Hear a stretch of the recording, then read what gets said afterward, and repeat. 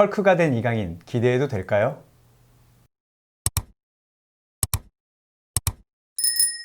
사진 한 장이 화제입니다. 이강인 선수 저도 봤는데 몸이 엄청 좋아졌더라고요. 보셨어요? 네, 울룩불룩한 모습으로 이제 훈련을 하는 모습을 봤는데 네. 정말 이강인 선수의 몸에 큰 변화가 있는 것 같습니다. 저도 좀 놀랐는데, 근데 뭐 기사도 그렇고, 뭐 저도 그런 용어는 많이 들었는데, 이게 벌크업을 한 거다. 이강인이 벌크업 했다. 이런 얘기가 있는데, 맞는 용어입니까? 뭐 벌크업, 뭐 빌드업 이런 이야기를 하는데요. 어쨌든 근육이 이제 형태학적으로 변화가 되는 그런 어떤 현상을 이제 우리가 흔히 이제 벌크업 됐다 이런 이야기로 쓰고 있습니다. 그 형태학적으로 변한다는 거는 모양이 바뀌었다는 얘기를 들리는데, 흔히 제가 아는 벌크업은 이렇게 막 울그락불그락 헐크처럼 되는 게 벌크업 아닙니까? 네, 그렇죠. 뭐 그런 크게 이제 변화하는 우리 보디빌더들의 어떤 벌크업도 있지만 축구 선수들 같은 이 지구력 기반의 운동을 하는 선수들의 벌크업은 뭐 그 정도 수준까지는 아니죠. 그렇지만 기존에 가지고 있던 그 근육의 어떤 모양이나 양 이런 것들이 이제 충분히 변화가 왔고 우리가 육안으로도 확인할 수 있을 정도이기 때문에 충분히 이제 벌크업이라는 표현을 써도 무방할 것 같습니다. 뭐 이강인 선수가 뛰는 발렌시아가 명문이고 당연히 이강인 선수도 계획에 따라서 벌크업을 했을 텐데 그럼 이강인 선수가 벌크업을 해야 할 이유나 되는 이유가 있었을 거라고 보시나요? 네. 그 일단은 이제 먼저 이강인 선수가 그동안 이 장점과 단점에 대해서 좀 파악을 해볼 필요가 있는데요. 네. 그래야 왜 이강인 선수가 벌크업을 했는지 그런 좀 배경을 살펴볼 수 있을 것 같습니다. 우리가 이제 20세 월드컵을 전후로 해서 이강인 선수가 가지고 있는 장점을 볼 기회가 굉장히 많았는데 그렇죠. 뭐 잘 아시는 것처럼 뭐 어떤 기술이라든지 드리블 혹은 어떤 방향 전환하는 넓은 시야 이런 것들이 이제 가장 큰 장점이었는데 그리고 나서 이제 그 발렌시아 1군에 합류를 했는데도 불구하고 이제 팀 내 1군 엔트리 상황이 녹록치가 않았죠. 그렇죠. 경쟁이 매우 좋진 않았죠. 네. 그리고 잠깐씩 이제 리그에 참여를 했지만 뭐 존재감을 보여주기는 조금 쉽지는 않은 그런 상황이었습니다. 그 이유가 뭐냐 이제 이유를 찾은 것 같습니다. 제가 보기에도 그렇고 우리 정용현 감독님 생각도 그렇고 일단 이강인 선수의 이제 단점이라고 할 수 있는 어떤 스피드라든지 아니면 순발력, 네. 파워 이런 부분, 그 다음에 이제 몸싸움 능력 이런 부분에 대해서 어떤 경쟁력을 가지기 위해서 고민한 흔적이 아닌가라는 생각을 하는 거죠. 그러면은 이강인 선수도 그렇고 뭐 정정용 감독도 그렇고 발렌시아 구단도 똑같이 이걸 보강해야 된다고 생각을 했기 때문에 벌크업을 한 거다라는 말씀이신 거죠? 그렇죠. 이제 유스 아카데미 혹은 이제 그 디벨롭먼트 단계에서 시니어 그룹으로 이제 어떤 점프업을 하고 이 지속적으로 이제 리그에서 어떤 1군 경쟁을 하기 위해서는 한 단계 더 뭔가 변화가 필요했던 것이죠. 네. 뭐 기술적으로 굉장히 이제 완숙한 선수이기 때문에 체력적인 보강이 지금 현재에서 가장 주요하게 이제 변화를 줄 수 있는 그런 포인트가 아닌가라는 생각을 합니다. 네. 결국에는 이제 뭐 살기 위해서 했다고 이제 정의하면 될 것 같은데 그럼 벌크업은 어떤 과정을 거쳐서 하는 건가요? 그냥 막 운동을 하면 됩니까? 벌크업은 이제 단기간 내에 어떤 저항성 운동을 집중적으로 하고 그 다음에 이제 식단 관리 등이 이제 굉장히 중요한데 뭐 잘 아시는 것처럼 일단 단백질 섭취를 좀 꾸준히 단기간 내에 해서 근육의 어떤 양적인 변화를 먼저 가져오는 게 중요하죠. 그 중에서 제일 중요한 것은 어찌됐건 이제 저항성 훈련, 근력 운동을 지속적으로 집중적으로 하는 게 가장 중요하다고 할 수 있습니다. 그러면 저항성 운동, 근력 운동을 하면서 단백질을 많이 섭취해야 되는데 이런 것도 뭐 권장량 이런 게 있나요? 네, 피파에서 이제 뉴트리션 가이드라인에 보면 저 우리 축구 선수들한테 필요한 권장량을 체중당 1.2에서 한 1.6g 정도. 그래서 뭐 75kg 선수다라고 하면 하루에 한 90에서 120g 정도의 단백질을 먹는 게 좋겠다라는 권장을 하고 있습니다. 그럼 다른 것도 그렇지만 우리가 흔히 하는 뭐 닭가슴살 같은 거를 운동하면서 먹어야 된다는 말씀이신 거죠? 그렇죠. 닭가슴살 뭐 100g을 한 팩이라고 보면 한 팩 반 정도를 하루에 한 3번에서 4번 정도 이제 섭취를 하고 저항성 운동을 하면 이제 아무래도 벌크업 하기가 좀 쉽죠. 알겠습니다. 그러면 벌크업을 하면 몸이 변하긴 변하는데 어떻게 변하는 건가요? 그 근육 자체가 변화가 되고 또 네. 동시에 이제 어떤 신경계의 변화도 음. 동시에 같이 일어나게 됩니다.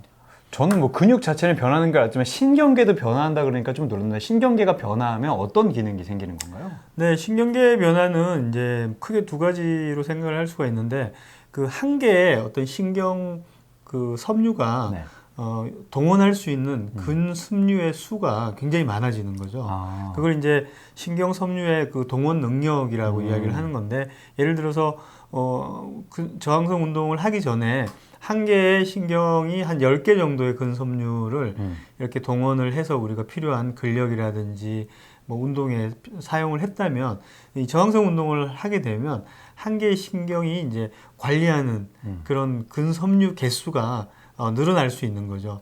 그렇다면 이제 같은 운동을 하더라도 쓸 수 있는 힘이 혹은 쓸 수 있는 파워가 훨씬 더 증가할 수 있는 거죠. 그러면 근육 운동을 하면 힘이 좋아지는 원리가 근육도 변하지만 신경도 변하기 때문에 힘이 좋아지는 효과가 나오는 거다. 맞습니다. 네. 초기에 저항성 운동을 하게 되면 초기 근력 향상은 이 신경계 변화에서 네. 일어납니다. 우리가 뭐 웨이트를 오늘 아침에 한 10개 정도 하고 나면 내일 아침이 되면 힘이 뭔가 들어가고 근력이 세지는 느낌을 받는 거는 바로 이제 신경계가 활성화가 됐기 때문인 것이죠. 선생님, 그러면 저항성 운동을 하면 근육은 얼마 만에 좀 변화하게 되는 건가요? 네, 근육의 변화는 주로 한 8주 이상이 지나야 이제 근육의 어떤 그 크기나 단면적이 변하면서 볼륨이 증가하게 되는 것이죠. 그리고 뭐 지속적으로 이제 어떤 운동을 하느냐에 좀 다르긴 하지만 근육 섬유의 형태도 이제 변화를 가져올 수가 있습니다. 그래서 속건 섬유가 이제 증가를 하면서 어떤 뭐 순발력이 혹은 파워가 이제 향상되는 그런 효과를 가지고 올 수가 있는 것이죠. 여러모로 벌크업이 좋은 것 같은데 그러면 이제 근육에 힘이 붙고 뭐 근섬유가 말씀하신 대로 동원할 수 있는 뭐 능력이 좋아진다. 이거 말고도 좋아지는 게 있나요? 결국은 이제 이런 어떤 근육의 변화, 신경계의 활성화 이런 것들은 이 기초 체력 향상으로 이제 발현이 되는 것이죠. 우리 기능적으로. 그래서 뭐 기초 근력이나 최대 근력이 이 향상이 되면서 어떤 동작 조절 능력이 좋아지고 그다음에 뭐 더군다나 이제 부상 예방 효과도 가져올 수 있는 것이고 근육의 어떤 이 볼륨이나 근력이 좋아지면 부상 후에 이제 회복 능력도 향상할 수가 있는 것이죠. 그런데 어쨌든 선수도 이제 뭐 몸을 쓰니까 그런 건 다 좋겠지만 축구도 잘하게 되는 겁니까? 그러면 벌크업을 하면? 축구를 잘한다라고 하는 거는 아주 기술이 좋거나 체력이 좋아지면 이제 잘하는 것이잖아요. 근데 이강인 선수 같은 경우처럼 기술은 어느 정도 경지에 있는 사람들이 체력이 좋으면 더 경기력이 좋아지겠죠. 네네. 그래서 이런 저항성 운동을 하게 되면 이제 축구 전문 체력도 덩달아서 같이 좋아지는 효과가 있는데 뭐 파워가 좋아지면 스피드, 가속력, 감속력, 그다음에 이런 것들 때문에 이제 방향 전환 능력도 좋아지고 그다음에 뭐 점프하는 능력, 그다음에 또 상체 근력이 좋아지면 몸싸움하는 능력 이런 것들이 이제 같이 좋아지게 되는 것이죠. 그러면 어쨌든 축구 전문 체력도 향상되고 근데 사실 이강인 선수를 보면 기술적인 능력이 좀만 더 좋아지면 정말 경지에 오를 수 있겠다는 생각이 드는데 벌크업이 여기도 종이칩니까? 그렇죠. 이런 축구 전문 체력이 결국에는 어떤 기능적인 향상과 함께 기술적인 향상도 같이 도모할 수 있다라는 그런 어떤 연구들이 많습니다. 그럼 단순히 힘이 좋아지는 게 아니라 경기 체력도 좋아지고 축구 전문 체력도 올라가고 기술도 좋아지는 효과를 가져온다. 그렇죠. 그러면 제가 봤을 때 박지성, 이청용, 손흥민 선수도 프리미어리그에서 뛰면서 분명히 몸이 달라진 건 봤거든요. 이것도 이제 벌크업 효과로 봐야 되는 건가요? 맞습니다. 이 전후, 그러니까 프리미어리그에 진출하기 전 혹은 유럽 리그에 진출하기 전 몸 상태하고 시점이 지난 후에 몸 상태를 보면 확실히 이제 근육의 형태라든지 양이라든지 이런 부분이 이제 변화한 것을 볼 수가 있죠. 이 선수들의 특징은 이제 적응해 나가는 과정 중에서 서서히 몸의 어떤 사이즈라든지 뭐 이런 것들이 이제 변화가 왔다는 데 대해서 이강인 선수하고는 좀 차이가 있습니다. 근데 이강인 선수는 한 3, 4개월 동안에 벌크업을 이룰 건데 그러면 말씀하신 이 서서히 벌크업을 하는 것과 이렇게 급격하게 벌크업을 하는 것은 어떤 차이가 있나요? 네, 이제 갑작스럽게 뭐 근육량이 많아지고 근육의 크기가 커지는 이런 효과들은 사실 이제 어떤 축구 전문 체력이나 축구 전문 동작, 그다음에 자기 몸에 맞는 그런 어떤 기술적인 능력으로 전환하거나 변환하는 그런 과정이 꼭 필요한 것이죠. 네.